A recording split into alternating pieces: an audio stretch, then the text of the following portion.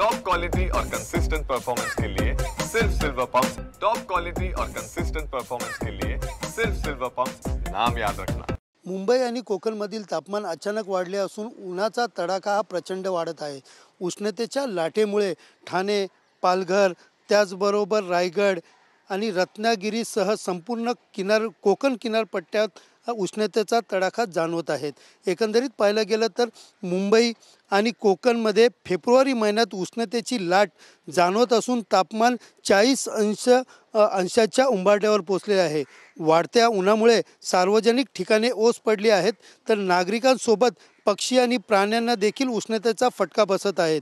मुंबई, ठाणे, पालघर, रायगड आणि रत्नागिरीसह संपूर्ण कोकण पट्ट्यात तापमान झपाट्याने वाढत असून तापमान 35 अंश सेल्सिअस पासून 40 अंश सेल्सिअस पर्यंत पोहोचलेले आहेत।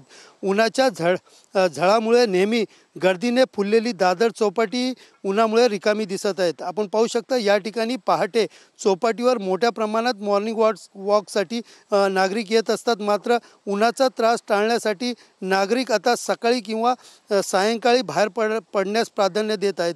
विशेषतः पाहिले गेले तर पहाटे 9 वाजेपासून 10 वाजेपर्यंत दादर परिसरातील तापमान जे आहे ते 27 अंश सेल्सिअस असून या ठिकाणी दुपारी 1 वाजेपर्यंत 40 अंश सेल्सिअसपर्यंत पोहोचण्याची शक्यता वर्तवली जात आहे।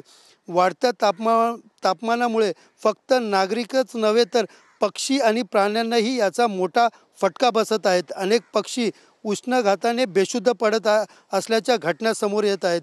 त्याचबरोबर झाडे, तलाव, विहिरी आटत असल्याने पाण्यासाठी वनजीवांचे हाल होत आहेत।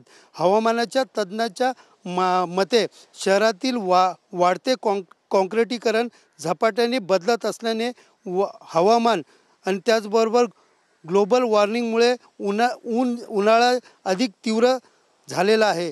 नागरिकांनी स्वतःची काळजी घेणे, त्याचबरोबर भरपूर पाणी पिणे व त्याचबरोबर आपण पाहायला गेलं तर कुठेतरी आपल्याला गरज असली तरच घराबाहेर पडावे आणि त्याचबरोबर 12 वाजेपासून 3 वाजेपर्यंत आपल्या घरातच थांबावे अशा प्रकारच्या सूचना देखील हवामान खात्याने त्याचबरोबर पालिका प्रशासनाकडून देण्यात येत आहे।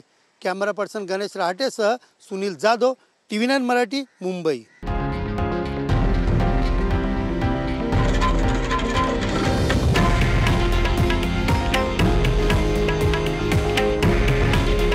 हे आहे देशातील नंबर 1 न्यूज नेटवर्क आणि आपण पाहत आहात TV9 मराठी।